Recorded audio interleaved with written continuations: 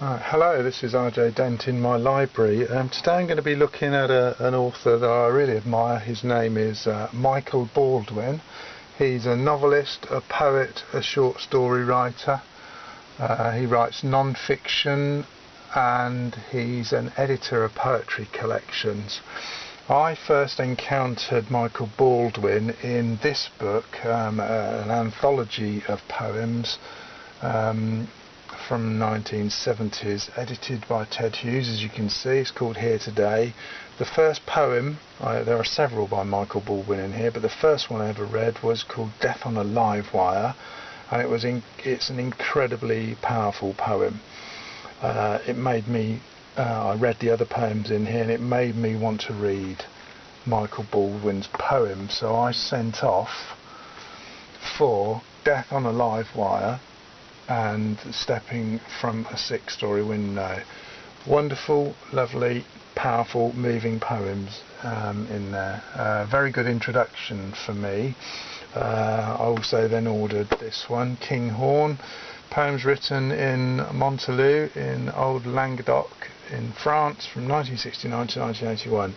Again, some very, very good poems set in France, historical France. As I said, Michael Baldwin was also an editor. An anthology of tough verse, Billy the Kid, a very interesting collection by a whole range of very famous poets.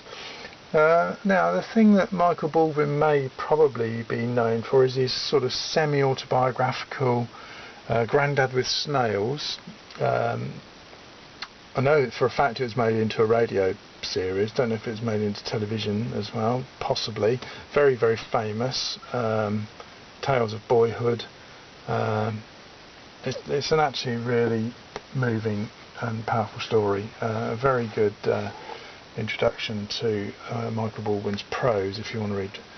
The sequel to that, In Step with a Goat, is when Michael Baldwin's older and leaves to do his military service. This is back in time of national service, and you get it's funny but it's serious as well. It's a very good piece of autobiography. Short stories. Michael Baldwin's written 2 volumes of short stories, Underneath and Other Situations, and Sebastian and Other Voices. I haven't got Underneath, but I have got, as you can see, Sebastian and Other Voices. Very disturbing, some of these stories, but good, worth reading. Definitely, as is anything by Michael Baldwin, really. We'll have a look at the fiction, then we'll move on to the non-fiction. So we've got a story about Napoleon, a novel. This sort of a lot of this stuff reveals Michael Baldwin's obvious interest and expertise in history. He probably studied it at university. He went to Oxford. The Gamecock, a very good novel. If you want to read about the Duke of Wellington, the Iron Duke, this is the book to read.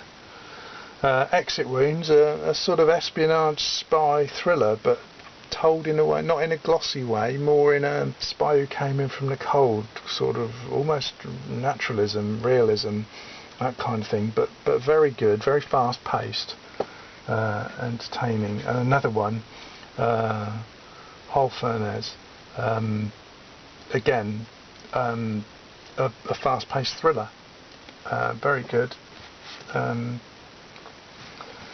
Now this one is a historical sort of a Joan of Arc story, if you like. Yeah, it's definitely worth reading, entertaining. This one, the first Mrs. Wordsworth. Yeah, this is excellent. This is a really good. What Michael Baldwin does do sometimes is he taps into sort of realities that we don't know much about. So we don't know much about the first Mrs. Wordsworth, but you do when you've read this. This is great. And then this one here is a fictional reimagining of who Shakespeare's Dark Lady was, and this really catches the power and the essence of the days in what it was like in Shakespeare's day, and this is a very a very good novel, almost an antidote to Shakespearean love. If you think I was a bit glossy and a bit too sweet, then this is the antidote to it. It's fantastic. It's probably one of my favourites, along with Exit Wounds. Now, in terms of non-fiction, this one here, the River and the Downs, is a long essay on Michael Baldwin. Grew up in sort of Kent area, Medway area, and this is all about that, and is a very interesting and entertaining book. I believe, if I remember, memory serves, it's got a map of the areas that it's to do with. So the Isle of Sheppey, Gravesend, which, as you're probably aware, is where Pocahontas is buried. Anyway, so there's that whole area there that's studied in this book. Worth a read.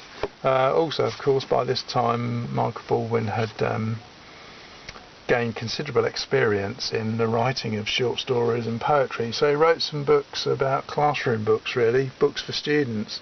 Poetry Without Tears, explanation of poems, what they're for, what they can do, and how students can understand them better. And then, of course, as a writer, he wrote these two books, The Way to Write Short Stories, good, solid, sound advice on how to write good, effective, efficient short stories, and The Way to Write Poetry, also very good, one of the early books that I read.